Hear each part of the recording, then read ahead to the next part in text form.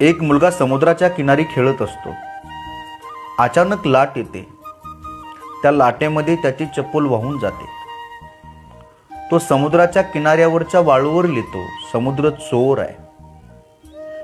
काही मच्छीमार समुद्रामध्ये जातात.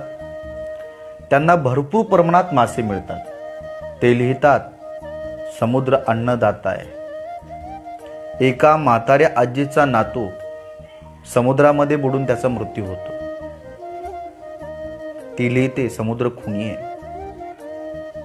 एक म्हातारा समुद्राच्या किनाऱ्यावरून चालत असताना त्याला शिंपले दिसतात. त्याच्यामध्ये मोती असतात. त्या मोत्याने त्याचं आयुष्य बदलून जातं. तो लिहितो, समुद्र दानशूर आहे. आणि तेवढ्यामध्ये एक लाट येते आणि त्या लाटेमध्ये सगळं काही मिटून जातं. याचा अर्थ काय? याचा अर्थ एकच,